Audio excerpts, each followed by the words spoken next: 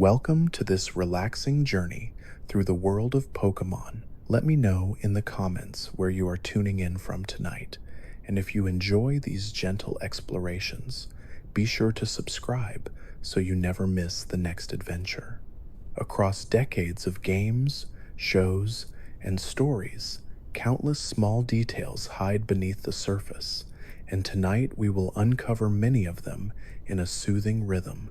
Each fact has been chosen for its obscurity, offering a calm way to drift through history and design, lore and culture, and the playful secrets that make this series so beloved. One of the earliest curiosities lies in how the very first generation's sprites were drawn.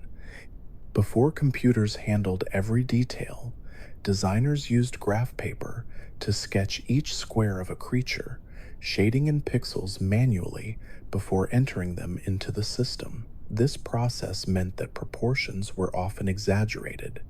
Creatures like the final evolution of the first fire starter had unusually large heads and small arms, not because of style, but because the limited screen size demanded shapes that were easy to read at a glance. The bulky charm of these early designs still resonates with fans who remember the blocky outlines of the Game Boy era. The original soundtrack of the first games was composed with remarkable limitations. The Game Boy allowed only 4 sound channels at once, meaning melody, harmony, bass, and rhythm had to be balanced carefully. Junichi Masuda, the composer, found creative ways to simulate more instruments than the hardware should have allowed. For example, quick arpeggios gave the illusion of chords, and pitch shifts mimicked drum hits. These tricks made the world sound far richer than the system's technology should have supported, proving that creativity could triumph over hardware barriers. A hidden piece of trivia about the first games is the way critical hits were calculated. Instead of each move having a fixed chance, the likelihood depended on the attacker's speed stat. Fast Pokémon, such as the sleek cat from Kanto, had dramatically higher odds of scoring critical hits, while slower creatures rarely landed them. This mechanic made speed disproportionately powerful and gave rise to competitive strategies where quick strikes could topple even bulkier opponents. It was later revised in future generations, but it left a lasting impression on those who experienced the unpredictability of the early days. Localization also hides fascinating details. In Japan, some moves and items carried cultural references that were shifted for international audiences. For example, the item known abroad as a rare candy originally used a phrase more closely meaning mysterious sweet, reflecting the Japanese fascination with treats in folklore. Similarly, the move splash, associated with a certain flopping fish, was a mistranslation of the word for hop. This is why grass Pokemon such as Hoppip could use it despite not being aquatic. The mistranslation became permanent, and today, the quirky naming is a beloved oddity. The anime brought its own set of unique facts. Early on, many cries of Pokemon were voiced not by digital effects, but by human actors imitating animal sounds. Pikachu's iconic voice was performed by Ikue Otani, whose gentle inflections gave the mascot warmth and personality. Other creatures, like Bulbasaur, were also voiced by actors who blended growls and calls into recognizable speech.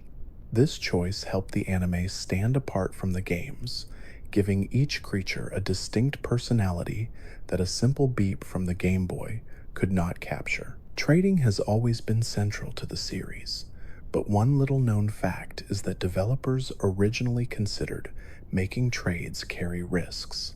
Early design notes suggested a small chance that a trade might fail, symbolizing the uncertainty of transporting living creatures through digital cables. This idea was quickly abandoned for being too harsh, but the short animation of Pokémon traveling through the cable remains one of the most nostalgic memories for fans of the link cable era. It showed how technology could be turned into storytelling, making the connection between two Game Boys feel like a magical bridge. The theme of fossils is another fascinating layer. Inspired by Japan's deep interest in paleontology, developers wanted to convey that the Pokemon world had existed long before the present adventure. Reviving extinct creatures from stones hinted at millions of years of history, giving players the feeling that they were stepping into a world with its own past. This sense of time stretched beyond gameplay as children realized that their tiny handheld adventure represented an ecosystem with legends, ruins, and ancient mysteries waiting to be uncovered. Hidden mechanics also shape the experience in subtle ways. The earliest games stored encounter rates not just by area, but by specific patches of grass. Some tiles carried slightly higher odds of encountering wild creatures, though the difference was so small that most players never noticed. Still, playground rumors grew about lucky spots where rare Pokémon could be found. While the math behind it was modest, the effect was real enough to inspire myths that lasted for years, blending code and imagination into one shared folklore. Another overlooked quirk is how prize money was handled. When players lost a battle, a portion of their money was deducted. This may have seemed like simple punishment, but it carried deeper meaning. The idea was to simulate the reality of traveling with resources, teaching children that preparation and caution mattered. Later, in the Johto games, the mechanic expanded to include the mother saving money, buying items, and supporting the player's journey. It added warmth to the adventure, making the family feel like an active part of the story rather than a forgotten detail left behind in the starting town. Shiny Pokémon, first introduced in the Johto generation, are another realm of fascination. The red Gyarados placed at the Lake of Rage was a deliberate design choice to ensure every child experienced the thrill of seeing a shiny.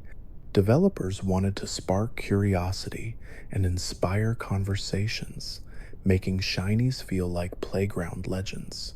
While the odds of finding one in the wild were astronomically low, the deliberate placement of a guaranteed encounter turned the feature into one of the most memorable events in franchise history. The cultural impact of the franchise's first movie is another fact worth noting. When Mewtwo Strikes Back premiered in Japan, schools reported lower attendance as children skipped classes to attend. The film was paired with exclusive trading cards, driving both the movie and the card game into cultural phenomena. Themes of cloning, identity, and morality surprised audiences who expected simple entertainment, proving that Pokémon could carry emotional weight as well as playful adventure. For many, the sight of Mew and Mewtwo clashing on the big screen remains one of the defining memories of their childhood. Game mechanics also held surprises. In generations 1 through 2, self-destruct and explosion have the target's defense during damage calculation, which effectively makes them hit much harder. This made it one of the strongest moves in the early games, turning glass cannon creatures like Electrode into dangerous threats. While risky, the sheer destructive power left a lasting impression, and the strategy of using one final explosion became a legendary tactic on playgrounds and in competitive battles alike. The naming of regions is another curious fact. Kanto was based loosely on Tokyo and its surrounding prefectures, while Johto drew from cultural themes of towers and tradition. Hoenn took inspiration from the island of Kyushu with its mix of volcanic land and ocean. By grounding each map in real geography, developers made the fantasy world feel strangely familiar. Children might not have realized it consciously, but the landscapes echoed real-world settings, blending imagination with cultural memory. Even small details like bicycles carry layers of trivia. In the earliest games, running shoes did not exist, so faster travel depended on the bike. Developers worried that children might skip dialogue or story beats if they could run everywhere, so the bicycle became a milestone reward. This design choice reflected a balance between freedom and pacing, teaching patience before offering speed. Later, when running was introduced, the bike retained its symbolic status as a joyful tool of exploration. The trading card game also played an unexpected role in shaping the video games. Designers often used the TCG as a testing ground for move interactions and balance. It was easier to experiment with cards on paper before programming changes into the games. This cross-pollination explains why certain moves appeared in the card game first before being added to the main series. It shows how even spin-offs contributed to the evolution of the core mechanics. One of the strangest rumors in the early days surrounded the truck near the SS Anne in Kanto. Children believed that Mew was hidden beneath it, spawning years of theories and playground debates. While the truck was only scenery, the myth persisted long enough to become one of the most famous urban legends in gaming. Decades later, developers acknowledged the rumor with nods and remakes, proving how powerful community-driven storytelling could be. Even the music of towns carried layers of meaning. Lavender Town, with its unsettling melody, became the source of endless myths. The unusual scale used for its composition gave it a haunting tone, unlike any other track in the game. While the myths about hidden messages or dangerous effects were fabrications, the fact remains that the town's music shaped emotional memories for an entire generation. It showed how even sound design could become folklore. The daycare system, too, evolved over time. In Kanto, it was simply a place to leave one creature for slow leveling. In Johto, it became the foundation for breeding, introducing baby Pokémon like Pichu and Elekid. The caretakers represented tradition and wisdom, showing how older generations nurture the future. This symbolism reinforced the themes of legacy woven throughout the region's design. The Pokédex itself also carries trivia. The order of species was not arranged by lore, but by the sequence in which sprites were programmed into the game. This is why certain related Pokémon are far apart in numbering.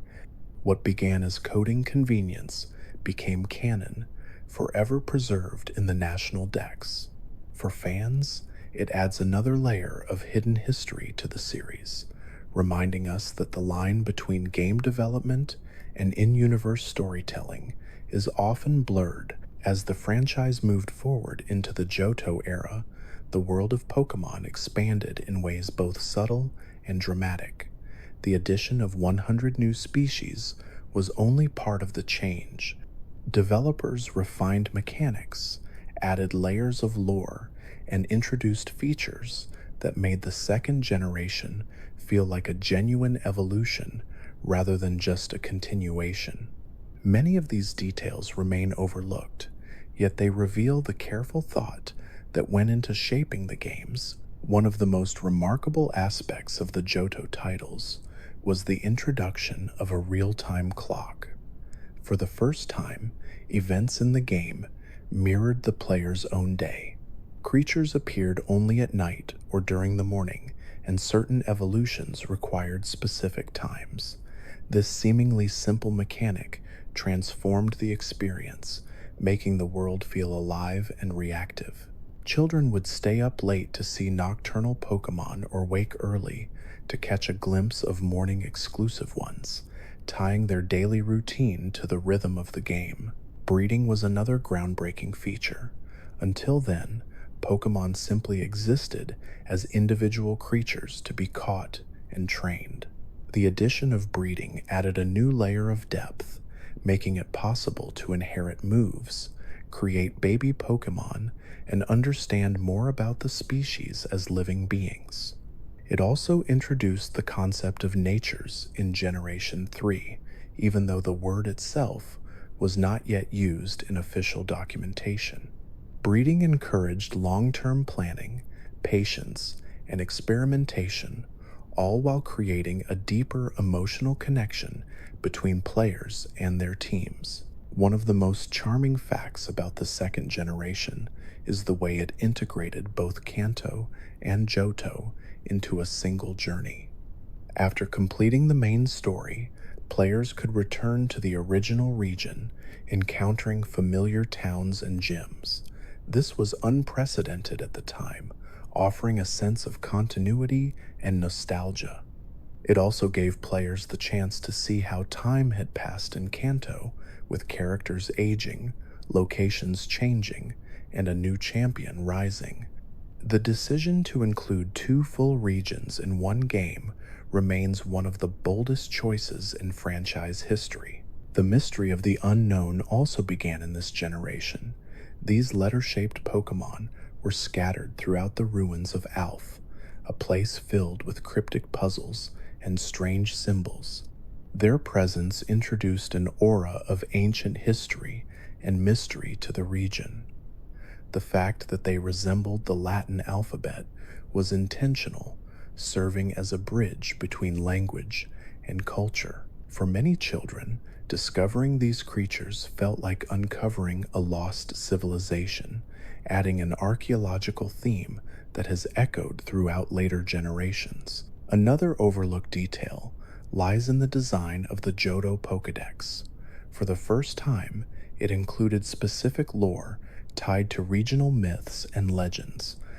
Entries described how certain Pokémon were connected to towers, bells, or natural disasters, hinting at a broader spiritual culture.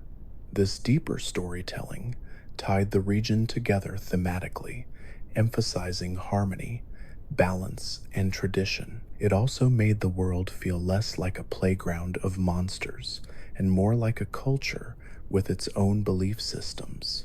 The introduction of shiny Pokémon cannot be overstated. The guaranteed encounter with a red Gyarados at the Lake of Rage was a deliberate design decision to showcase the feature.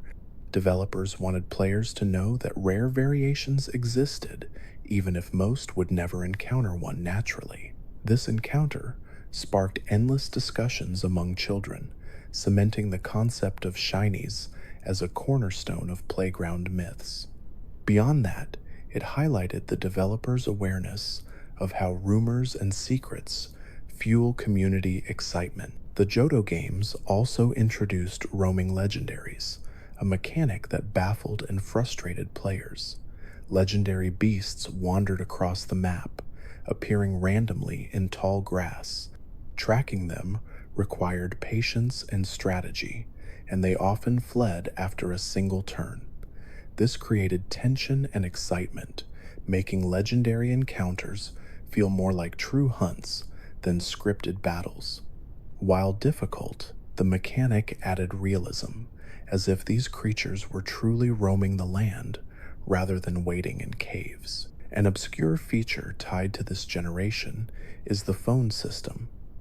Trainers could exchange numbers with the player and call to arrange rematches or share news. This made the world feel more alive, with characters who remembered the player and reached out occasionally. It also mirrored real-life social interactions, strengthening the sense that the adventure was part of a wider community. Though later generations would adjust or remove this feature, its impact on immersion remains significant. Another subtle mechanic was the daycare couple's ability to teach Pokémon moves through breeding. By pairing specific parents, offspring could inherit moves otherwise unobtainable. This concept of egg moves became a crucial part of competitive battling, allowing for customization and strategy. It also deepened the lore by suggesting that creatures passed knowledge to their offspring, reinforcing the idea that the Pokemon world was more than just battles. It was a living ecosystem with family ties. The introduction of Steel and Dark types also reshaped the competitive landscape. Psychic Pokemon had dominated the original generation due to a lack of strong counters. By adding Dark types, which resisted psychic moves, and Steel types, which had numerous defensive advantages, the developers rebalanced the game. This decision was not only mechanical, but thematic, tying the new types to the themes of the Johto region: tradition, mystery, and resilience. Another fascinating tidbit is how the second generation introduced gender differences in subtle ways. Some species had slightly altered sprites depending on whether they were male or female. These small distinctions hinted at deeper biological realism without overwhelming players. Over time, gender differences would expand into major gameplay features, but their quiet introduction in Johto reflected the developers' careful pacing of innovation. The Johto games also experimented with new Pokeballs, each designed for specific conditions. The Friend Ball, Moon Ball, and Lure Ball were crafted by Kurt, a character tied to the region's history and culture. These items not only added mechanical variety, but also grounded the adventure in local craftsmanship.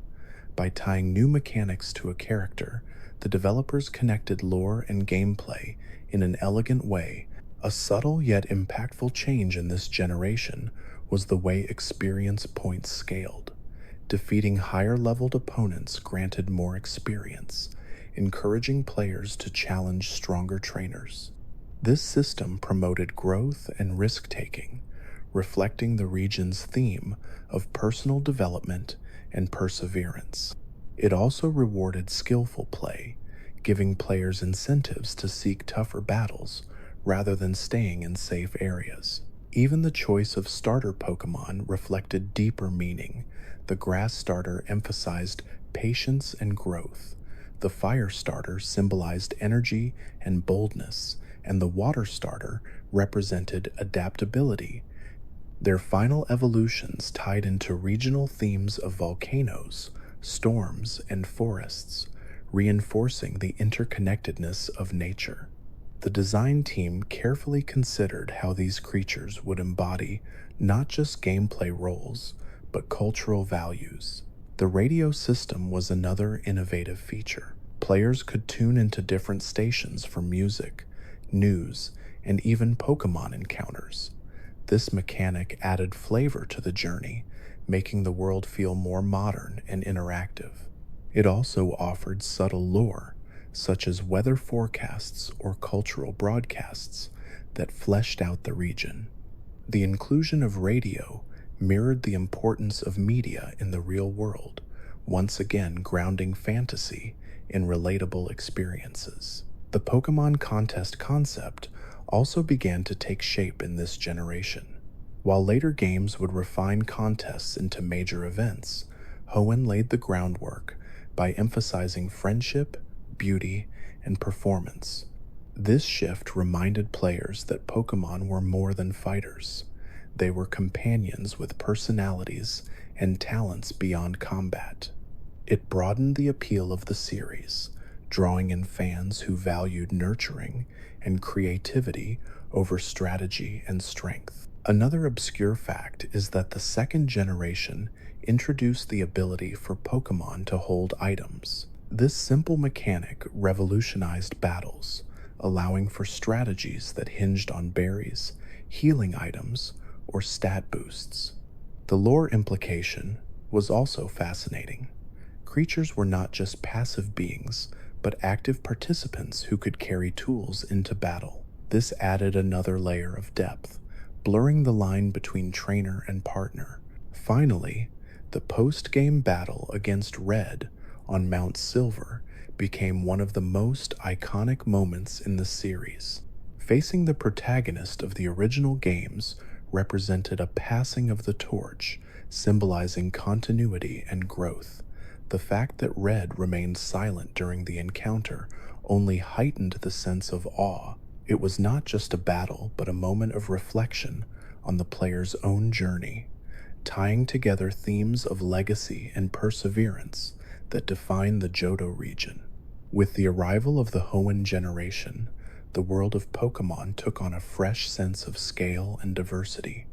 This was the first time the series was developed for the Game Boy Advance, which meant brighter colors, smoother animations, and expanded possibilities for world design. The developers leaned into these advantages, crafting a region that emphasized natural variety, with forests, deserts, oceans, volcanoes, and skies all interconnected into one living ecosystem. The sheer range of environments reflected the region's central theme of balance between land and sea, growth and destruction, past and future.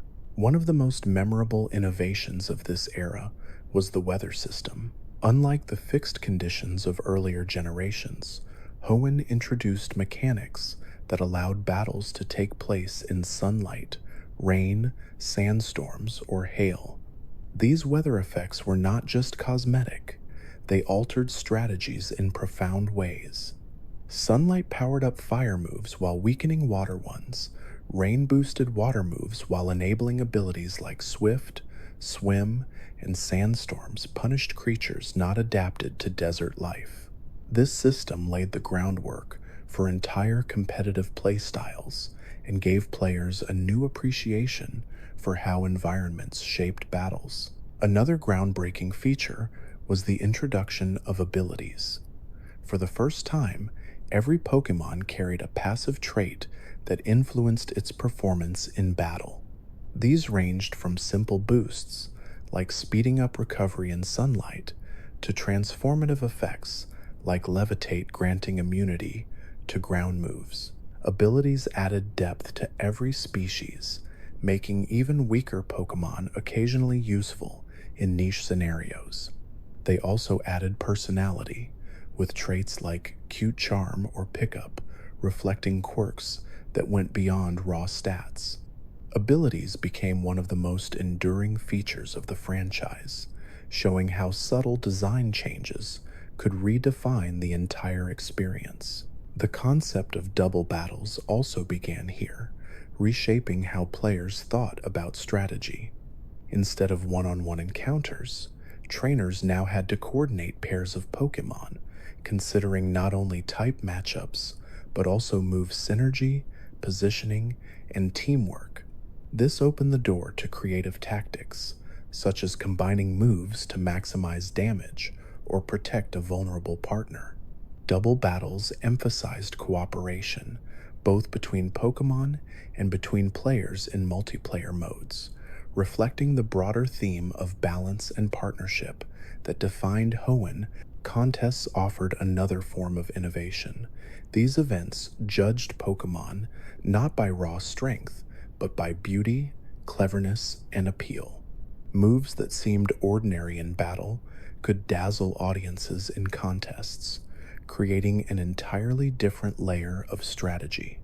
Players decorated their creatures with accessories, raised them with specific berries to enhance traits, and competed for ribbons that signified prestige. The contests expanded the idea of what it meant to train Pokemon, emphasizing creativity, presentation, and charm as much as combat. Hoenn also introduced secret bases, a beloved feature that allowed players to personalize a small corner of the world. By using special moves to carve out spaces in trees, caves, or cliffs, players could decorate their hideouts with dolls, furniture, and items. Through link cables, friends could even visit each other's bases, turning them into miniature social hubs. This feature encouraged self-expression and community, qualities that have kept secret bases fondly remembered long after their original debut. The lore of Hoenn ran deeper than any region before it. Ancient myths described a conflict between two titans, one representing land and the other representing sea, with a sky guardian maintaining balance. These stories were woven into the gameplay as players encountered regions ravaged by drought or flood, depending on the version they played. The legends were not isolated at the end of the game, but interlaced with the main narrative, giving the sense that the entire region's fate hung in the balance of mythic forces. The introduction of natures added another layer of depth to training. Each Pokémon now had subtle personality traits that influenced how their stats grew. A creature with a bold nature might favor defense, while one with a timid nature might excel in speed. This system encouraged players to think long-term about their teams, considering not only types and moves, but the personality imprinted at birth. It also made every capture feel unique, as no two creatures were truly identical. The Hoenn region was also notable for its deep integration of water routes. Nearly a third of the map consisted of oceans, seas, and rivers.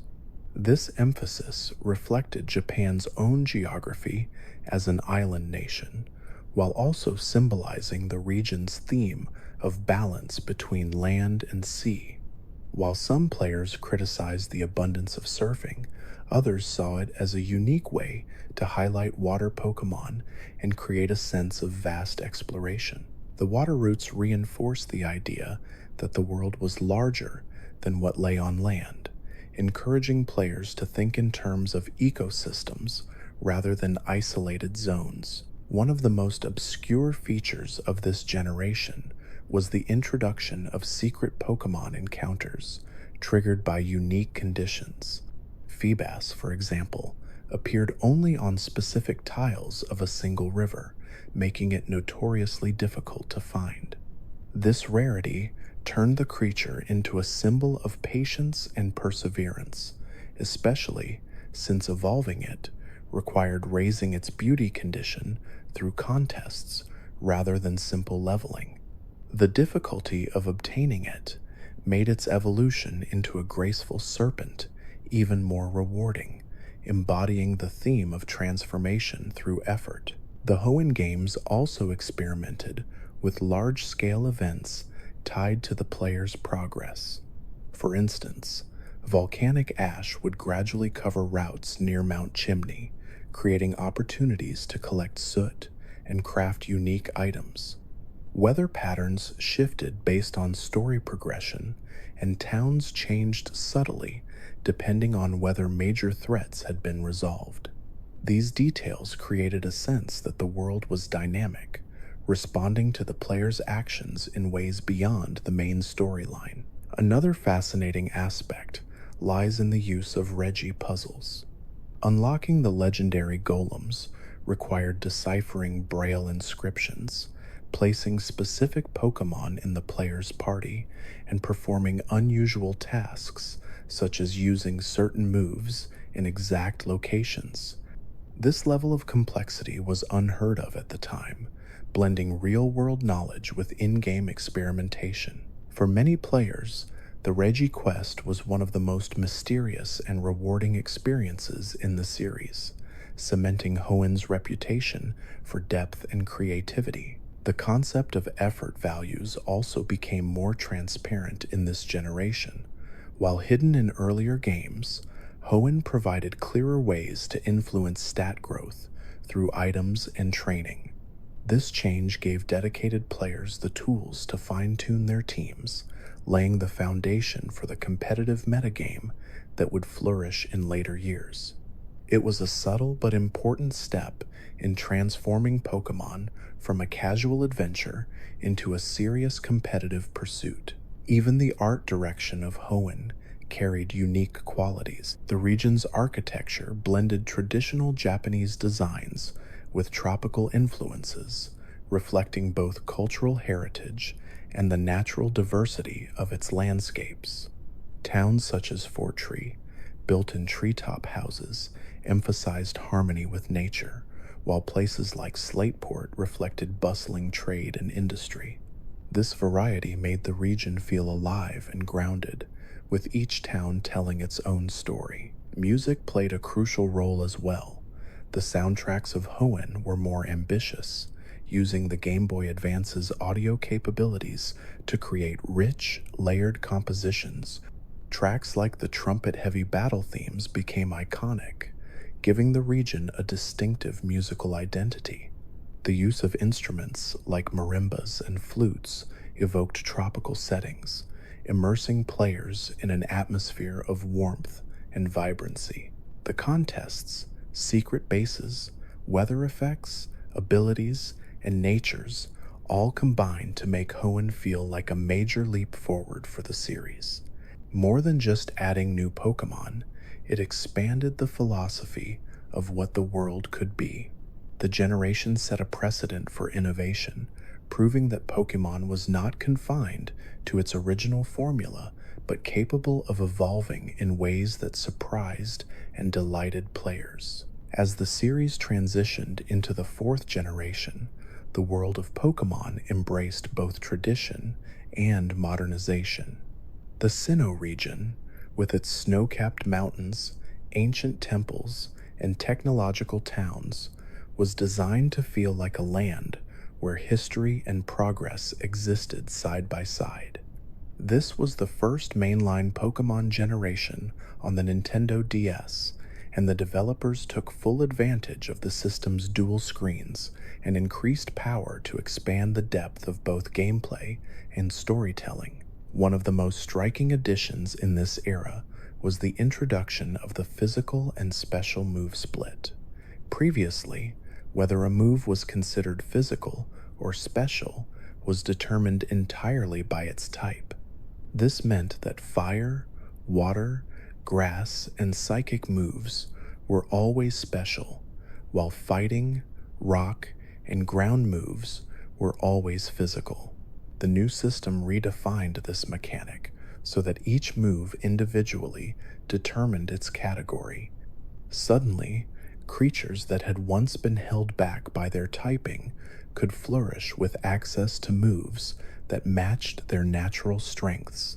This single change reshaped the competitive landscape forever, giving rise to new strategies and revitalizing old favorites. Another innovation was the expansion of the day and night cycle into a full 24-hour clock. Unlike the earlier games where time only influenced a handful of events, Sinnoh tied many features directly to the clock. Wild encounters shifted depending on the hour. Special events occurred only on certain days, and even the lighting of towns and routes changed to reflect the time. This created an immersive sense of living in a dynamic world, one where players felt truly connected to the rhythm of the day. Underground exploration became one of the standout features of Sinnoh. Players could dig into sprawling tunnels beneath the surface, mining for fossils, spheres, and treasures, while building their own secret bases. This mechanic encouraged both exploration and social interaction, as players with wireless connections could visit each other's bases and engage in multiplayer mining. The underground added an entirely new dimension to the region, expanding the idea that the world of Pokémon extended both above and below the ground. The Sinnoh region also placed great emphasis on mythology. Ancient ruins scattered across the land contained stories of creation, describing a time when deities shaped the universe, space, and time itself. These myths were not presented as optional flavor text, but as central pillars of the narrative, tying the legendary Pokémon into a grand cosmology. The region's lore conveyed the impression that players were not just embarking on a personal journey, but stepping into a living myth that stretched back to the very beginning of existence. The Pokétch device was another defining feature. This wristwatch-like gadget included a wide variety of applications, from simple calculators to friendship checkers, dowsing machines, and pedometers.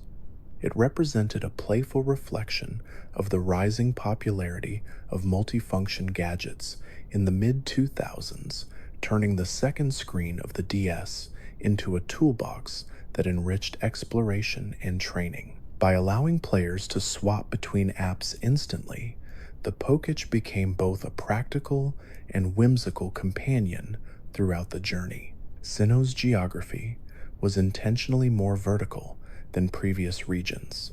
The designers filled the world with cliffs, slopes, and mountains to emphasize scale and difficulty.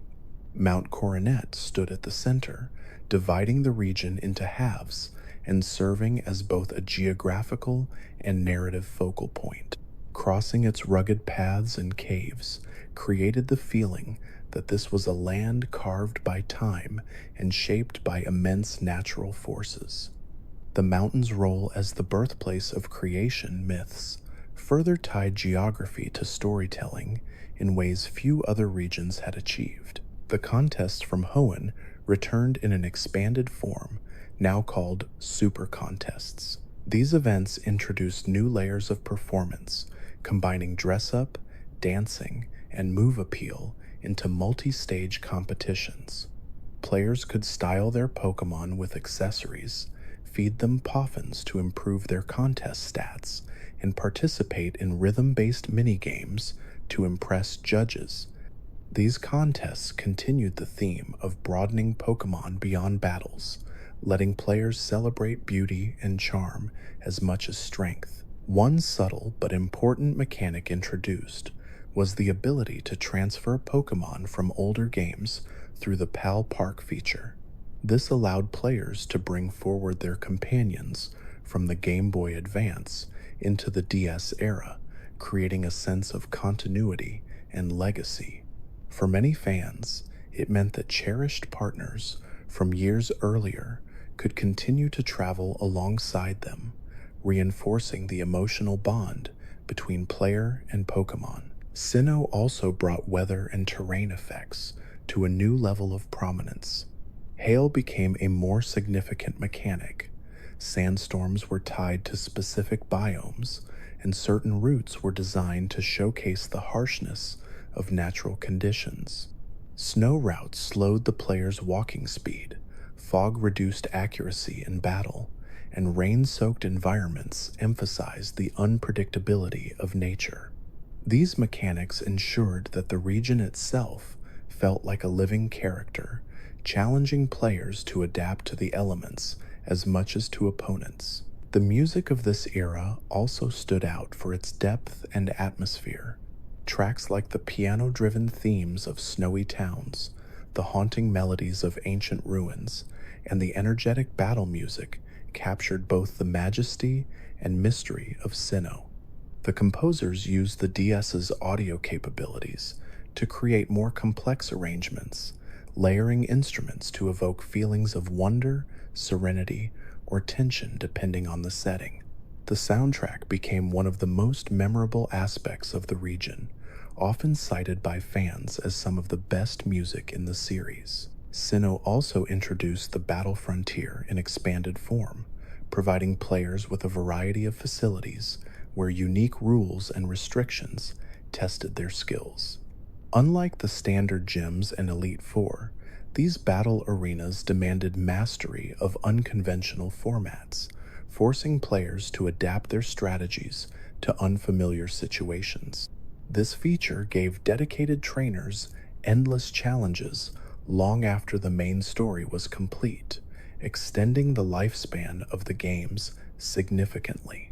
The competitive community found new complexity with the expanded move pools and abilities. Pokemon like Garchomp rose to prominence, combining high stats with devastating move options, while others found niche roles thanks to abilities like Technician or Mold Breaker. The diversity of viable strategies grew, and with it, the sense that competitive battling had matured into a highly technical field of its own. Sinnoh also emphasized environmental storytelling more than earlier regions. The ruined library in Canalave City, the haunted chateau in Eterna Forest, and the stark peak of Mount Coronet each carried an atmosphere of mystery, encouraging players to linger and imagine the histories behind the locations. These details deepened immersion, reminding players that the world was not built solely for their adventure, but existed as a place with its own past and secrets. This generation also marked the introduction of Wi-Fi connectivity, allowing players to trade and battle with others across the world without needing to be in the same room. For the first time, Pokémon became a truly global experience. Players could connect with strangers on the other side of the planet, completing their Pokédex or testing their skills in online matches. This innovation reflected the broader cultural shift toward worldwide connectivity in gaming, and it made the Pokémon community feel larger and more connected than ever before. Another small but charming feature was the ability to design ball capsules with stickers, allowing moves to burst from Pokeballs with sparks, smoke, or hearts. This customization turned even the beginning of a battle into an expression of personality, giving trainers ways to showcase style in addition to strength. For many players, it was a small but beloved detail that highlighted the playful spirit of the franchise. By blending myth and modernization, depth and accessibility, Sinnoh demonstrated the franchise's ability to grow while staying true to its roots. The fourth generation pushed mechanics, lore, and connectivity to new heights, leaving a lasting impression on both casual players and competitive battlers alike. As Pokémon entered its fifth generation, the series embraced bold new directions. The Unova region was presented as a distant land inspired by the United States, specifically the metropolitan sprawl of New York City. This was the first time the world of Pokémon had been designed to represent a culture outside Japan, and that decision shaped everything from geography to story. Towering skyscrapers, sprawling bridges, and vast urban centers gave the region a sense of modernity and global reach. One of the most striking aspects of Unova was its complete reset of available species. At the beginning of the journey, only new Pokémon were accessible, with none of the familiar creatures from earlier generations appearing until much later. This was a deliberate attempt to recreate the sense of wonder and discovery that players felt when exploring Kanto for the first time. By filling the regional Pokédex with entirely new designs, the developers ensured that every encounter carried the thrill of unfamiliarity. The games also introduced some of the most ambitious storytelling in the franchise. For the first time, the narrative leaned heavily into themes of morality, freedom, and conflicting ideals. The central character, known as N, questioned whether keeping Pokémon in Pokéballs was ethical, challenging the very foundations of the franchise's premise. His relationship with the player was designed to be emotionally complex, casting him as both a rival and a sympathetic figure. The presence of Team Plasma, who claimed to be liberating Pokémon, blurred the lines between villainy and idealism. This marked a step forward in narrative maturity, appealing not just to children, but also to longtime fans who had grown with the series. Unova also expanded the sense of scale and spectacle.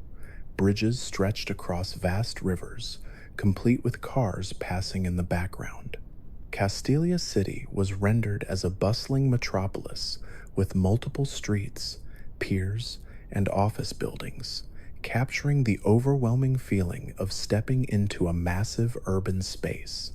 These environments gave the impression of a world that was truly alive, with more detail and activity than ever before. The introduction of seasons was another major innovation. Instead of only day and night cycles, Unova rotated through spring, summer, autumn, and winter. Each season affected the appearance of routes, the availability of certain Pokémon, and even the music. Snow piled up in winter, Leaves turned red and gold in autumn, and blossoms filled the landscape in spring. The seasons not only added visual variety, but also encouraged players to return over time to see how the world evolved. One of the most important competitive changes was the introduction of hidden abilities. These were alternative abilities for Pokémon that could only be obtained under specific conditions, such as through the Dream World or special distributions. Hidden abilities dramatically changed the viability of many species, giving them entirely new roles in battle. For instance, some previously overlooked Pokémon became competitive powerhouses thanks to abilities that enhanced speed, power, or survivability. This addition further expanded the layers of strategy available to dedicated players. The Dream World itself was an experimental feature tied to online connectivity. By linking their game to a website, players could send a Pokémon to sleep and explore a dreamlike environment where items and hidden ability partners could be obtained. The Dream World was whimsical in presentation, filled with mini-games and surreal imagery, and it reflected the developers' desire to connect the handheld games with the growing influence of the internet. While the feature was eventually discontinued, it represented an early attempt to expand Pokémon beyond the boundaries of its cartridges. The battle system also saw refinements with the introduction of rotation battles and triple battles. Rotation battles added a new layer of prediction, allowing trainers to rotate one of 3 Pokémon to the front each turn without switching entirely. Triple battles featured all 3 Pokémon fighting simultaneously, creating a chaotic but strategic format where positioning and targeting mattered greatly. While these formats never became mainstream, they demonstrated the developers' willingness to experiment with battle mechanics. Graphically, the 5th generation pushed the Nintendo DS to its limits. Pokémon sprites were fully animated for the first time, moving and shifting throughout battles, rather than remaining static. The camera in battle arenas zoomed, panned, and shifted angles to create a more dynamic presentation. This gave encounters a sense of energy that made the creatures feel more alive than ever before. Music in Unova carried a distinctive energy. The composers infused the soundtrack with jazz, electronic beats, and urban rhythms that reflected the modern, international atmosphere of the region. Tracks like the bustling Castelia City theme or the intense battle music against Team Plasma gave the adventure a soundscape that matched its bold aesthetic. The fusion of traditional Pokémon melodies with contemporary influences highlighted the uniqueness of the generation. The Pokémon designs of this era were also some of the most experimental. Because the region was meant to feel like a fresh start, the artists intentionally created a wide variety of designs, ranging from whimsical to imposing. Some were inspired by American culture, such as a Pokémon based on a garbage bag or another modeled after ice cream, while others tied into mythology and folklore. The diversity of designs sparked debate among fans, but also underscored the creativity of the series. Unova also introduced the Global Link, an online hub that connected players worldwide. Through this system, trainers could track statistics, battle rankings, and participate in events. It was one of the first major attempts to create a unified online infrastructure for Pokémon, laying the foundation for the global community features that would become standard in later generations. The story reached a dramatic climax with N's castle rising around the Pokémon League, a visual spectacle unlike anything seen before. The narrative of ideals and truth was framed as a philosophical struggle, challenging players to reflect on their own journey. The resolution emphasized themes of balance, suggesting that harmony between humans and Pokémon was not about liberation or control, but about mutual respect and trust. In the sequels, the developers pushed the concept of continuity further than ever. Black 2 and White 2 directly continued the story, showing the passage of time and the consequences of earlier events. Towns changed, characters grew older, and new leaders rose to prominence. This sense of living history made the region feel more real, as if players were revisiting a place that had evolved naturally in their absence. The Pokémon World Tournament was another highlight of the sequels, allowing players to battle gym leaders and champions from every past region. This feature created a bridge between generations, celebrating the legacy of the franchise while testing players with some of the toughest battles imaginable. It was a love letter to fans who had followed the series since its earliest days, rewarding their loyalty with nostalgic encounters. By combining innovation with ambition, the fifth generation stood as one of the most daring chapters in the franchise. Its emphasis on narrative complexity, visual spectacle, and experimental mechanics demonstrated that Pokémon could evolve alongside its audience while still maintaining the spirit of discovery and adventure at its core. As the series continued to expand, each generation sought to balance innovation with tradition. One of the most fascinating aspects of Pokémon's development is how the designers consistently reimagined mechanics that seemed simple at first but carried deep layers of meaning when examined closely. For instance, the introduction of abilities in the third generation fundamentally reshaped battles by giving every creature a unique passive trait. What made this so important was how abilities sometimes matched lore as well as function. A fire-type Pokémon might carry an ability that powered up flames in sunlight, while a ghost type could become immune to normal attacks, matching the idea of spirits being untouchable. This design philosophy connected gameplay to world building in subtle ways, ensuring every mechanic felt purposeful. The breeding system, first expanded in the Johto region, also took on new layers of complexity with each generation. In the earliest days, leaving two compatible Pokémon in the daycare was mainly about creating baby forms. Later, however, the system became a cornerstone of competitive training.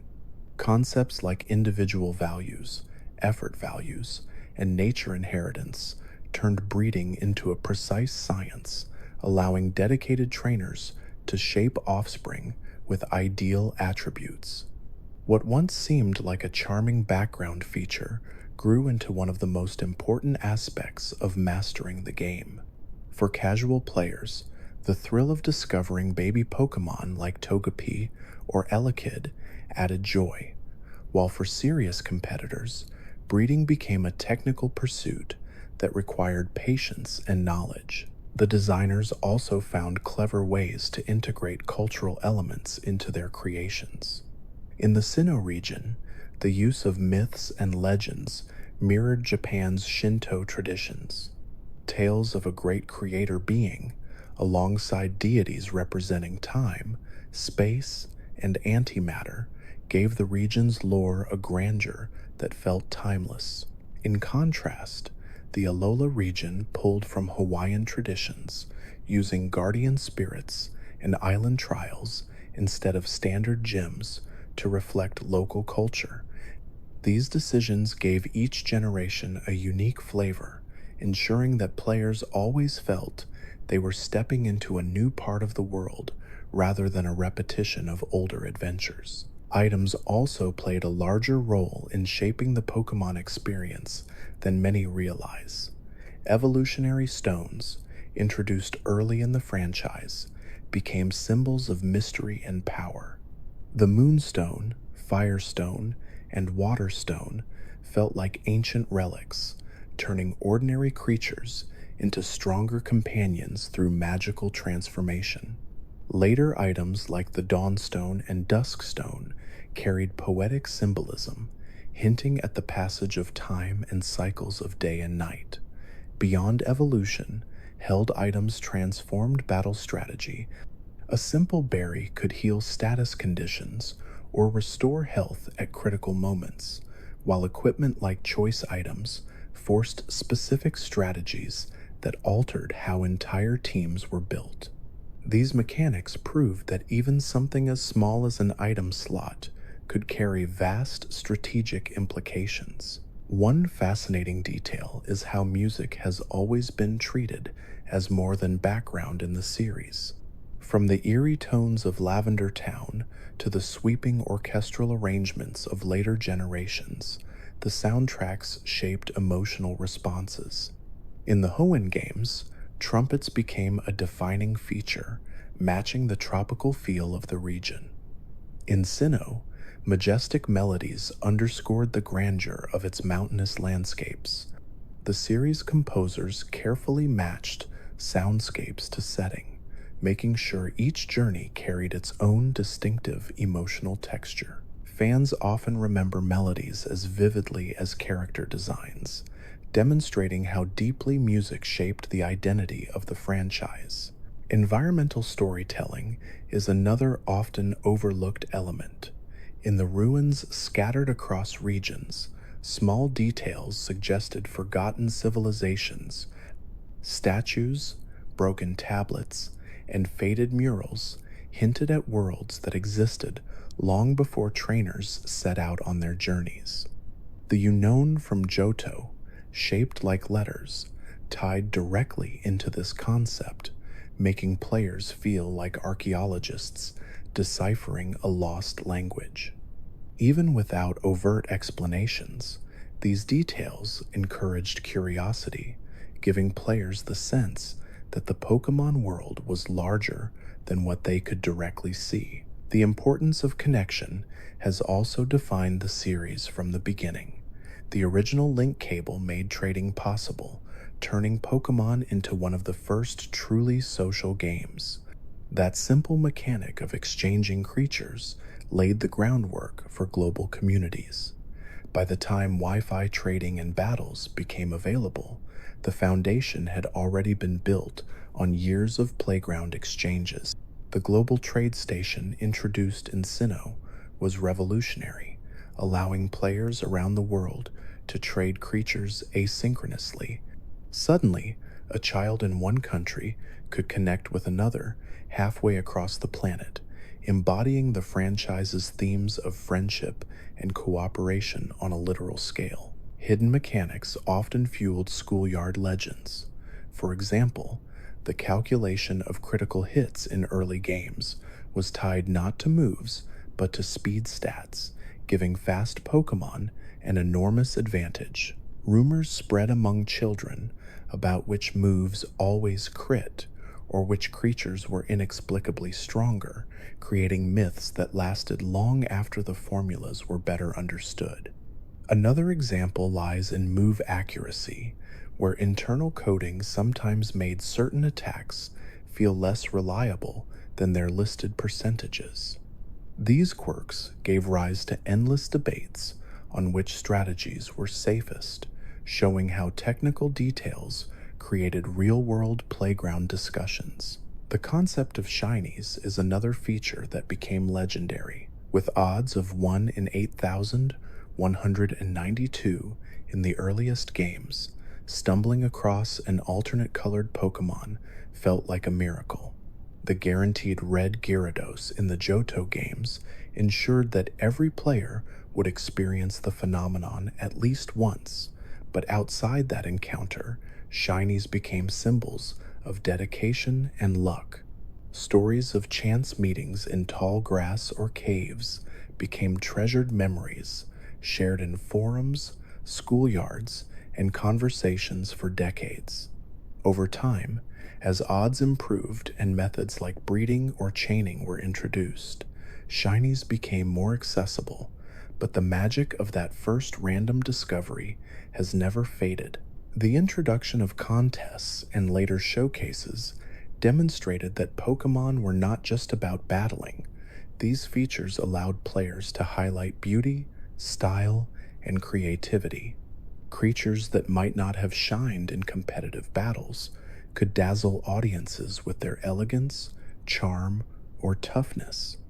The design philosophy behind contests was to expand the series' appeal to players who wanted more than combat. By rewarding visual flair and personality, the developers proved that Pokemon could be celebrated in multiple dimensions, not only in strength, but also in artistry and presentation. Even small design decisions carried weight.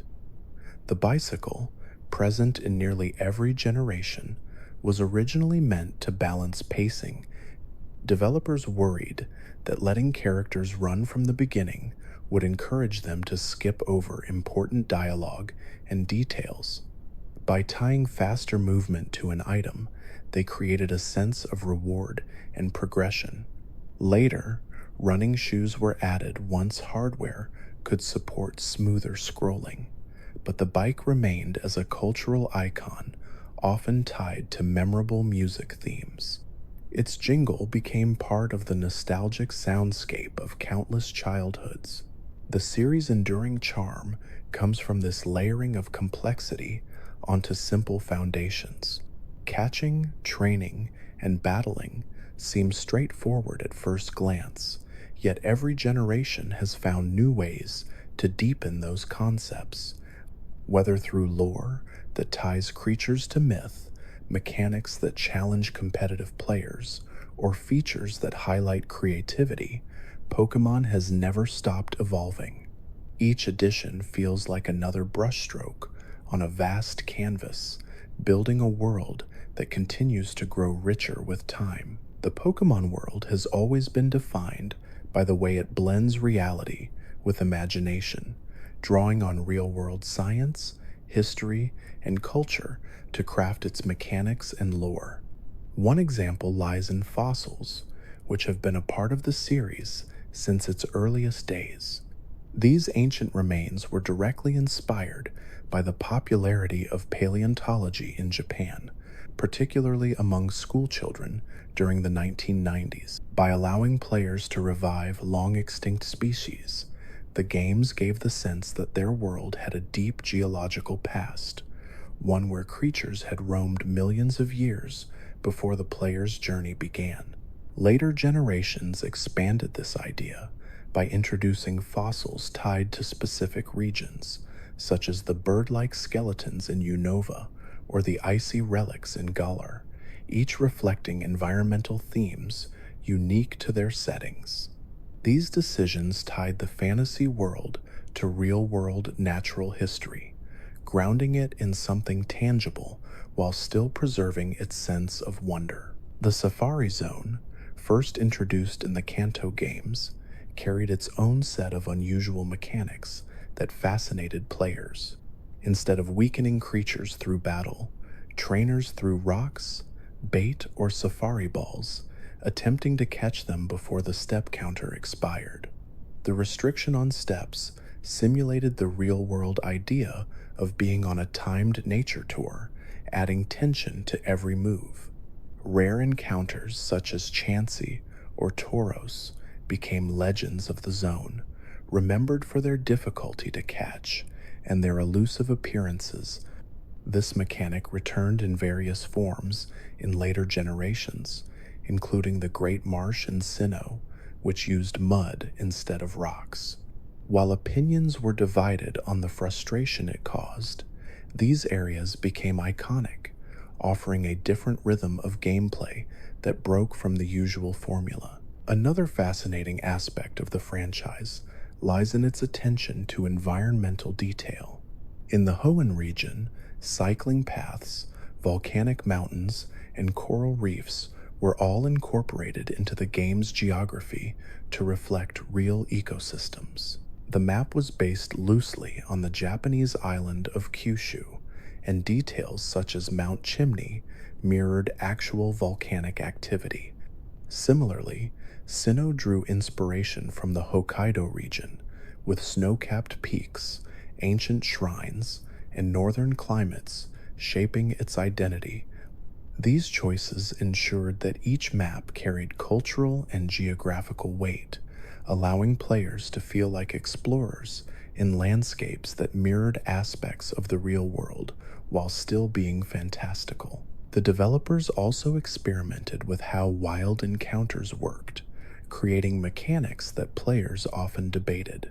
For example, encounter rates were not always uniform across a patch of grass.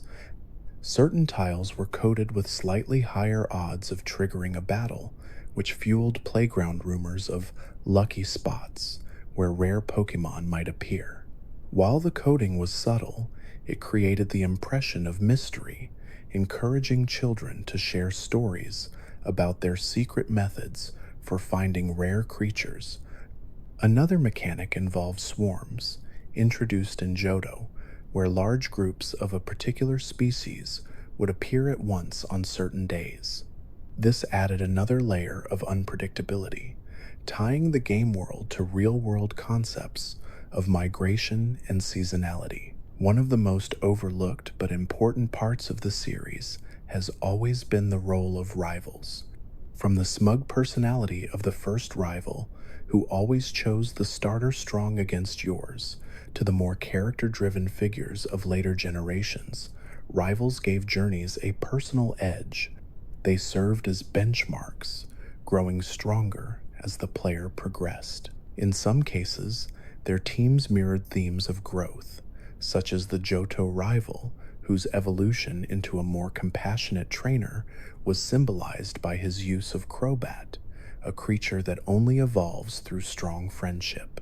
Rivals ensured that the narrative was never just about faceless battles, but about relationships and personal journeys.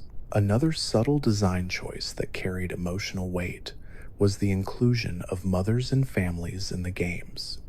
In Kanto, a player's mother was mostly symbolic, a reminder of home. In Johto, however, the mechanic of her saving money and purchasing items added warmth, making the family feel more involved in the journey. Later games continued to expand on this, sometimes having parents appear in gyms or offering advice. These touches grounded the adventure in a relatable sense of family connection, balancing the fantastical elements with something familiar and reassuring. The idea of legendary trios also became a consistent theme across generations, beginning with the elemental birds of Kanto. These three embodied fire, ice, and electricity, each representing balance within the natural world. Johto expanded on this with the legendary beasts tied to myth and resurrection. Hoenn introduced golems connected to ancient civilizations, while Sinnoh elevated the concept with deities tied to cosmic forces of time and space. This tradition of trios ensured that each region carried its own mythic identity, linking natural, spiritual, or cosmic elements to the creatures that inhabited it. Players experienced these myths not only through lore but through direct encounters, reinforcing the sense that the world was filled with legends waiting to be uncovered. Game Freak also paid close attention to sound design, using music and effects to shape atmosphere. The unsettling tones of Lavender Town, created through unusual musical scales, gave players an experience unlike anything else in the series. In contrast, upbeat tracks like those used while riding the bicycle became cultural icons. Over time, themes for specific characters, such as gym leaders or champions, grew more elaborate, reflecting their importance in the narrative. Even battle cries, originally just compressed beeps on the Game Boy, carried personality. Developers recycled and altered sounds to fit multiple species due to memory limits, yet players often perceived them as unique, showing how creativity thrived under constraint. The trading system also defined the franchise's identity. Early use of the link cable was groundbreaking, allowing children to exchange creatures in a way that mirrored the theme of connection at the heart of the series. When wireless trading appeared, and later global trading through Wi-Fi, the scope expanded to encompass the entire world. Suddenly, what began as a playground exchange between friends became a literal global community, with children trading across continents. This feature not only reinforced the idea of cooperation, but also turned Pokémon into one of the most socially interactive games of its era. Designers often included mysteries that encouraged speculation. The truck near the SS Anne became one of the most famous examples, sparking endless rumors that a hidden Pokémon was concealed there. Although it served no real purpose, the sprite fueled a generation of children searching for secrets. This fascination with hidden content continued in every generation, with players scouring maps for unused sprites, secret rooms, or unexplained features. Whether intended or not, these details created a culture of curiosity that became inseparable from the franchise's appeal. Throughout its history, the franchise has thrived on blending mechanics with storytelling. A move like Metronome was more than just a random generator of attacks. It symbolized unpredictability and chaos, often leading to humorous or shocking results. Similarly, the move Explosion, which doubled attack power before damage calculation, became infamous for its sheer destructive potential. These mechanics, though technical in origin, carried emotional resonance for players, creating memories of triumph, laughter, or surprise. Every part of the series has been carefully crafted to connect gameplay, culture, and emotion. From fossils reflecting natural history to rivals embodying personal growth, from hidden mechanics sparking myths to music shaping memories, the layers of detail continue to unfold. What began as a simple concept of collecting creatures became a cultural phenomenon because of these thoughtful choices, each one designed to make the world feel alive, mysterious, and deeply personal. The world of Pokémon has always been more than battles and collecting. It has been a story of how small design choices ripple outward, shaping entire generations of childhoods. One striking example of this is the way the early games handled type matchups. Many players assumed type interactions were intuitive, but some of them were designed to subvert expectations. For instance, bug-type moves were given advantages against psychic types, not because of any obvious natural reasoning, but because the developers wanted to balance psychic dominance in the original games. Poison's weakness to ground came from the metaphor of toxins sinking into the earth. These quirks became the foundation of playground debates, where children invented their own explanations for why certain elements interacted the way they did, creating folklore that stretched far beyond what was written in guidebooks. Pokeballs themselves carry layers of detail that many overlook. The standard red and white design was inspired by capsule toy machines in Japan, which dispensed plastic spheres with small prizes inside. This connection gave the act of catching a creature a familiar cultural resonance, as if each encounter was like opening a surprise capsule. Over time, variations such as the Ultra Ball or the Master Ball expanded the mechanic, each tied to specific ideas of rarity or certainty. The Master Ball in particular became legendary, both in-game and in schoolyard conversations, where players debated which creature was worthy of its use. Later generations introduced balls tied to environmental conditions, such as net balls for water types, or dusk balls for encounters in caves and night. These expansions did not just add utility, but reinforced the idea that catching was a ritual, one that blended strategy with excitement. Breeding introduced in the Johto games added another hidden layer of mechanics that players slowly uncovered. While it seemed like a way to create new creatures, it also introduced complex ideas such as inherited moves, egg groups, and hidden probabilities. Children who stumbled across features like hatching a baby Pichu or a Togepi egg often experienced awe at the discovery. For competitive players, breeding opened the door to creating ideal teams since creatures could inherit traits from their parents. The daycare couple, who represented wisdom and tradition, symbolized how knowledge and care could lead to new generations, embedding cultural themes into gameplay. This mechanic showed how a seemingly simple feature could alter how fans approached the series, turning casual collecting into something much more intricate. Another fascinating layer came through items. Held items, first introduced in the second generation, changed how battles worked forever.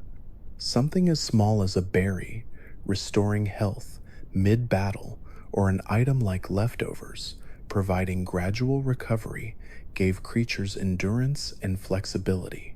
Items like the King's Rock or the Metal Coat tied into evolution, offering new forms for familiar species. Later on, battle strategies revolved around careful item choice, proving that even small details could have massive impact. This innovation also reinforced the idea that every trainer had their own unique style, shaped not only by moves and types, but by the objects their companions carried into battle. The story of weather effects also reflects how the series grew in sophistication. The third generation introduced conditions like rain, sunshine, and sandstorms that could alter entire battles. For the first time, the world itself became a factor in combat, with creatures thriving or struggling based on climate. Later, abilities expanded this idea, such as those that summoned weather automatically when a creature entered the field. This blurred the line between narrative and mechanics, making encounters feel dynamic and alive. Players no longer just fought opponents, they wrestled against the environment itself, creating strategies tied to seasons and storms. The fourth generation made another leap by introducing the physical and special split. Previously, whether a move was physical or special depended entirely on its type. This meant that even a fiery punch was considered special simply because it was fire type. By shifting the system so that every individual move carried its own classification, the games allowed creatures to use their stats more naturally. Suddenly, types and strategies that had been locked into limited roles found new flexibility. This change, while hidden in code, reshaped competitive play forever, offering variety and depth that fans still rely on today. The franchise has also carried subtle commentary through its myths and legends. In the Sinnoh region, the Lake Guardians were tied to concepts of knowledge, willpower, and emotion, reflecting the balance of human existence. The larger deities of time and space elevated this theme further, connecting cosmic forces to gameplay. These creatures were not simply strong opponents to be captured, but symbolic embodiments of ideas, reminding players that Pokémon was never just about numbers or mechanics. It was a way to weave narrative into systems, ensuring that every battle felt like a brush with mythology. In the anime, depth often came from unexpected places. For example, Team Rocket's Meowth was originally intended as a one-off gag character. His ability to speak human language was a surprise, but audiences connected so deeply with the idea that he was made a permanent companion. Over time, he was given a tragic backstory, attempting to change himself to impress another of his kind, only to face rejection. This story of loneliness and resilience added layers of humanity to a character who could have remained comic relief. It showed how the franchise often elevated side characters, making them unforgettable through small but powerful storytelling choices. Glitches and quirks have also shaped how fans remember the games. The infamous missing no encounter, caused by corrupted memory slots, became one of the most iconic legends of the franchise. Children believed it could unlock secret Pokémon, break cartridges, or summon endless Master Balls. While it was technically just a programming oversight, the legend surrounding it became a cultural phenomenon. Similarly, tricks like the Mew glitch, which allowed players to encounter a hidden mythical without official events, spread across schoolyards like wildfire. These moments proved that unintended features could be just as memorable as intentional ones, forming part of the collective mythology of the series. Even something as simple as the bicycle carried cultural significance. In Kanto, the bike was a reward obtained through a voucher rather than money, symbolizing that some things were too valuable to be bought. In later regions, cycling paths and mountainous trails reinforced the idea of freedom and speed. When running shoes were introduced, they coexisted with the bike rather than replacing it, showing how different methods of travel each had their own symbolic and practical value. This layering of movement systems reflected how the series always blended gameplay with metaphor, turning simple mechanics into cultural memory. Throughout its history, the franchise has thrived because of this blend of detail, culture, and design. From type matchups inspired by balance more than logic, to Pokeballs rooted in real-world toys, to glitches that sparked playground myths, every layer of the series has reinforced its identity as more than just a game. It has been a shared cultural journey, one where players young and old discover details that deepen the adventure and carry it forward into new generations. The world of Pokemon has always balanced simplicity with hidden complexity, layering design choices that seem small on the surface but ripple outward into lasting impact. One of the earliest examples lies in the cries of the creatures. Due to the limitations of the Game Boy, developers had to reuse and slightly alter sound files across multiple species. By adjusting pitch or length, they managed to give each creature a unique voice despite the memory restrictions. Players often believed every cry was crafted individually, but in truth, Rhydon, Gengar, and several others shared nearly identical origins. This resourcefulness not only allowed the games to fit within the tiny cartridges of the time, but also created a sense of familiarity, as if certain tones echoed across different creatures, reinforcing their shared world. Music, too, played a crucial role in setting the emotional tone. Junichi Masuda composed themes that were intentionally short and looped, knowing that children might hear the same battle music for hours. Rather than becoming repetitive, the tunes were written with subtle rhythmic patterns that created the illusion of variety. The Lavender Town melody used unusual scales to convey unease, while the champion battle theme pulsed with urgency. These compositions lingered in memory long after the games were turned off, embedding themselves into the cultural fabric of the series. Even decades later, fans hum these tunes with nostalgia, proof that music can define emotional attachment as strongly as visuals or mechanics. Another overlooked detail came from the way items were priced. Developers carefully balanced the cost of potions, Pokeballs, and repels to ensure that players always had to make choices. The economy was not simply an afterthought, but a subtle lesson in resource management. Money lost after fainting served as a gentle penalty, teaching children about consequences while softening the blow with humor, such as the player's mother saving funds in later generations to purchase decorations or useful items. These mechanics reinforce the theme of family, reminding players that even in a solitary journey, support and care were always present in the background. Environmental design often carried hidden meaning as well. The caves of Kanto, such as Rock Tunnel and Seafoam Islands, were intentionally built to be frustrating without the move, flash, or proper preparation.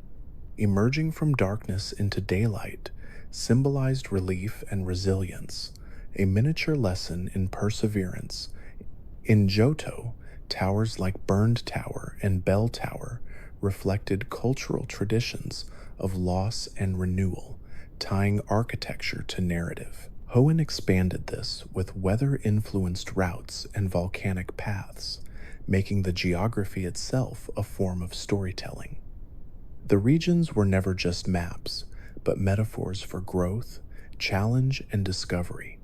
The Safari Zone was another experiment that left lasting impressions. By removing the ability to weaken creatures in battle, the developers forced players into a new mindset, relying on bait, rocks, and special balls. Rare encounters, such as Chansey or Tauros, became legends of patience and luck. The step limit added tension, creating the feeling of being on an actual timed expedition. For many children, these areas became the first taste of scarcity and chance within the series, lessons about opportunity and the limits of control. Even when players left empty-handed, the experience itself became memorable, shaping playground stories and strategies shared among friends. Shiny creatures, first introduced in Johto, added another layer of rarity and wonder. The red Gyarados at the Lake of Rage ensured every player encountered at least one, but beyond that, the odds were extraordinarily slim. At 1 in 8,192, the chance was so low that most children never saw another naturally, yet the mere possibility created excitement. Playground rumors spread about tricks to increase odds, from pressing buttons at the right moment to walking in special grass patches. While none of these methods worked, the mystery kept curiosity alive, showing how scarcity alone could shape a cultural phenomenon. Glitches further deepened this sense of hidden secrets. The truck near the S Anne became one of the most persistent myths, with children convinced that Mew was hiding beneath it. While untrue, the story captured imaginations, turning an unused sprite into one of the most famous legends in gaming history, the Missing No. Glitch, with its distorted sprite and ability to duplicate items, was another accident that became unforgettable.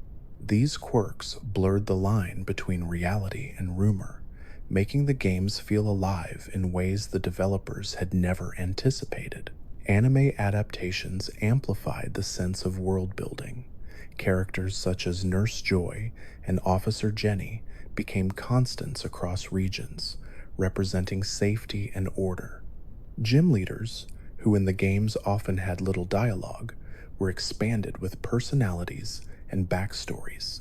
Sabrina's eerie presence, or Misty's fiery temper, added layers of connection, transforming them into lasting cultural icons. The anime also acted as a preview, showing creatures like Ho-Oh and Togepi before they were available in games outside Japan, fueling speculation and anticipation. For many fans, the anime and games merged into one shared universe, each enhancing the other. The trading card game provided yet another dimension of discovery. Cards introduced moves and concepts that sometimes appeared before they reached the games, acting as a testing ground for balance and design. Holographic cards in particular created a cultural mania, with children trading, collecting, and battling in schoolyards worldwide. Rare pulls like Charizard became symbols of playground status, so powerful that schools often banned the cards to prevent fights. Instead of reducing popularity, these bans made the cards even more desirable, cementing their place as cultural artifacts. Every layer of the franchise, from sound design to glitches, from anime expansions to physical cards, demonstrates how detail builds legacy. Pokemon became more than just digital creatures on a screen. It became a shared experience across mediums, shaping not just how children played games, but how they socialized, imagined, and remembered their own growth. This fusion of deliberate design and unintended accidents turned a simple idea into a phenomenon that endures, inviting new generations to uncover secrets that feel personal even when shared by millions. The world of Pokemon has always thrived on mystery, with design elements that encourage children to trade stories and compare discoveries. Hidden items buried in the ground were one way developers added layers of surprise.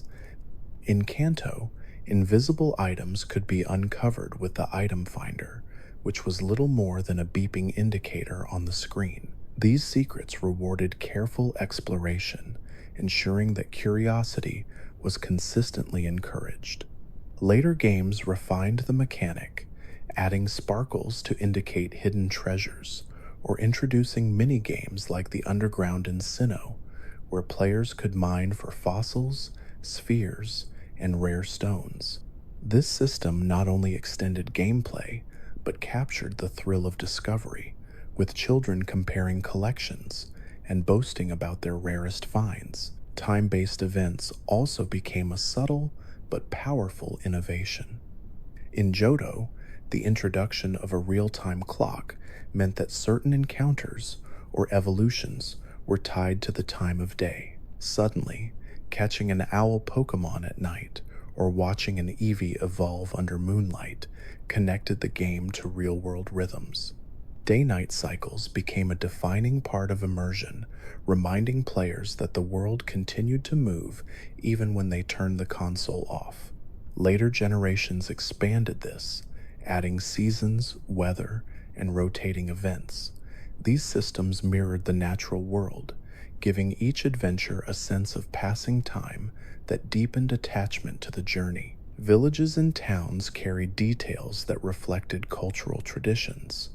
Lavender Town, remembered for its haunting music, was not simply eerie, but symbolic of grief and remembrance. Goldenrod City, with its bustling department store and underground tunnels, reflected urban life and commerce.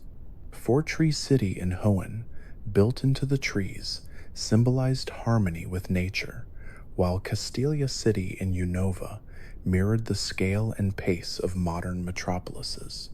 Each region offered a spectrum of settlements, from rural hamlets to massive cities, reflecting cultural shifts and anchoring the fantasy in recognizable realities. Gym puzzles were another design choice that added character. Rather than simply placing leaders at the end of a corridor, developers created mazes, quizzes, and gimmicks that reflected each leader's type. Surge's gym in Kanto used a trash can puzzle with randomized switches, frustrating yet memorable. Sabrina's gym used teleporters, symbolizing her mastery of psychic powers. In later generations, puzzles grew more elaborate, such as ice sliding in Snowpoint or rotating dragon statues in Opalucid. These challenges reinforced the idea that gyms were not just about strength, but about understanding the identity of the leader and their chosen element. The idea of version exclusivity was one of the franchise's boldest choices. By dividing creatures across 2 games, developers encouraged players to interact and trade. This mechanic was not just about marketing, it was a way of embedding the theme of connection directly into the structure of the game. In playgrounds, children proudly announced which version they owned, often forming trading partnerships with those who had the opposite. This social element ensured that Pokémon was never an entirely solitary experience, but one that thrived on sharing and collaboration. Later generations continued the tradition, introducing exclusives tied not just to species, but to forms, items, or even entire areas, keeping the spirit of exchange alive. Abilities introduced in the third generation added another hidden layer to battles. Suddenly, creatures had traits beyond their stats and moves, such as natural recovery in sunlight or the ability to intimidate opponents upon entering the field. These traits often reflected the lore of the species, like levitate protecting floating beings from ground attacks, or soundproof shielding musical species from sonic moves. Abilities deepened strategy, but they also tied creatures more closely to their identities, blurring the line between narrative and mechanics. For many fans, discovering a new ability became as exciting as finding a new move or evolution. The introduction of double battles also expanded possibilities. First appearing in Hoenn, these encounters changed the rhythm of combat, requiring trainers to think about synergy between partners. Moves like Earthquake suddenly carried risk as well as power, while strategies such as Protect and Helping Hand added new dimensions. This format later evolved into official competitive play, where double battles became the standard. What began as an experiment turned into one of the most enduring and skill-intensive forms of battling, showing once again how the franchise's willingness to innovate often reshaped its entire culture. Another overlooked feature was the influence of NPC trainers. Characters like fishermen or bug catchers reflected local themes and created variety in encounters. Elite Four members, with their carefully chosen teams, often embodied the pinnacle of each region's design philosophy. These trainers gave the sense that the world was inhabited by passionate individuals, each with their own stories, even if only hinted at. The battle system was more than numbers. It was a reflection of personalities and cultures, expressed through creatures and strategies. Even the smallest touches carried weight. The bicycle theme music was deliberately upbeat, symbolizing speed and freedom. The introduction of running shoes in Hoenn acknowledged that walking could feel slow, a small concession to pacing that made exploration smoother. Contest halls introduced in the same region provided an alternative to battling, focusing on style, appeal, and performance. This reflected a broader cultural idea that success did not always have to be about combat, but could be about creativity and expression. By giving children another outlet, the series reinforced that there were many ways to engage with the world. At its heart, the series thrived because of these details. Hidden items rewarded curiosity, time cycles connected the game to reality, towns reflected cultural traditions, gyms embodied their leaders, exclusives encouraged connection, and abilities reshaped battle strategy. Each of these features ensured that journeys felt layered, personal, and alive. The developers consistently found ways to intertwine mechanics, story, and culture, ensuring that each generation was more than a simple update. Instead, every game became a mirror of both the real world and the imagination of those who played it. The legacy of Pokémon rests on its ability to weave wonder into even the smallest details, giving players endless reasons to return. One of the most subtle, yet profound features has always been the connection between game cartridges and real-world events. Mystery Gift, first introduced through the use of infrared sensors on the Game Boy Color, allowed players to receive special items or creatures from promotions. Later, wireless technology and eventually Wi-Fi transformed this feature into a cornerstone of the experience. Mythical Pokémon such as Celebi, Jirachi, or Victini were often distributed this way, creating unforgettable memories for children who attended events or linked their consoles at conventions. These distributions reinforce the idea that the world of Pokémon was larger than what fit inside the cartridge, extending into real life and creating excitement around community gatherings. The concept of myths has always been central. In Sinnoh, ruins told of cosmic deities tied to time, space, and creation, while Johto connected its legends to towers of fire and bell chimes. These myths mirrored real-world traditions, drawing from Shinto symbolism, ancient temples, and folklore. The act of encountering these beings was never random. It often required solving puzzles, earning the respect of guardians, or following clues left in cryptic lore.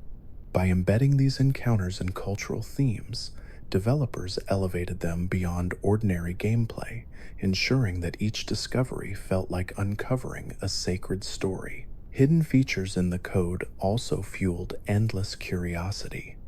Players discovered that unused items, maps, and sprites were buried within cartridges, sparking speculation about what could have been.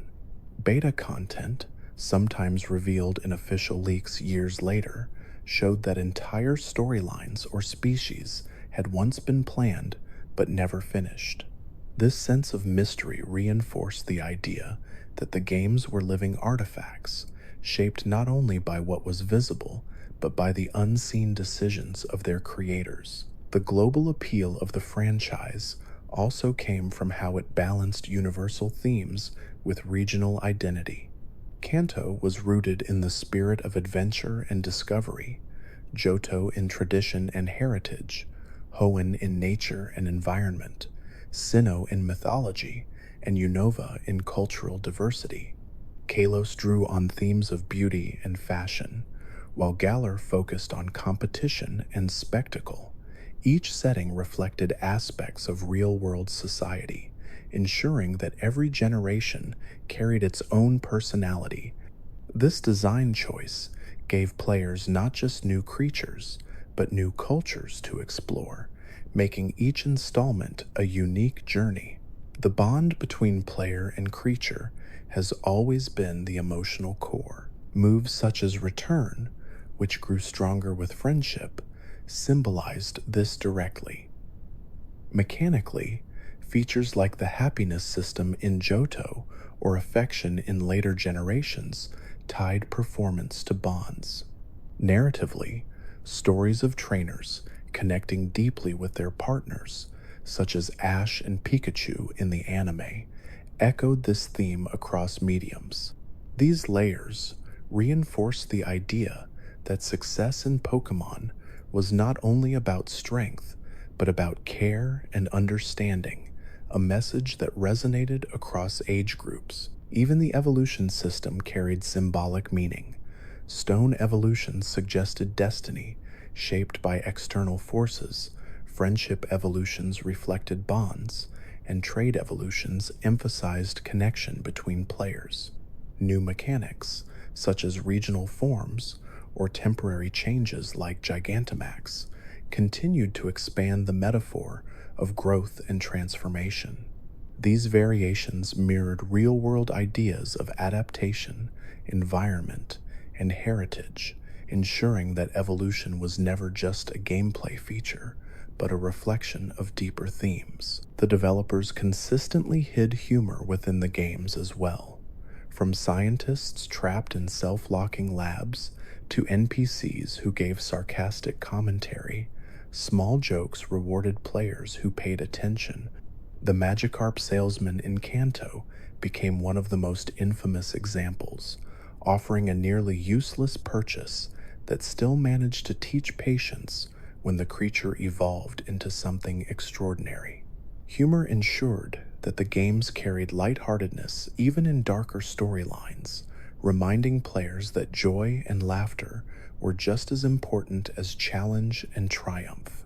Technology continued to evolve alongside the franchise. With the shift to handheld consoles like the DS and Switch, features such as touchscreens, Wi-Fi battles, and open-world exploration became possible. Each innovation expanded the scope of what journeys could feel like.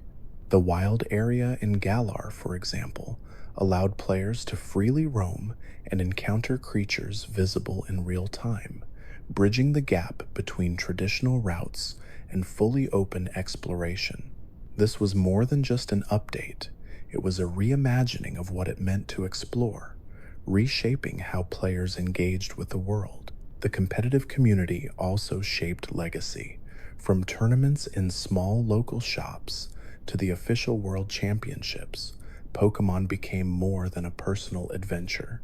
Strategies, tier lists, and rule sets developed organically, turning a children's game into a deep competitive scene.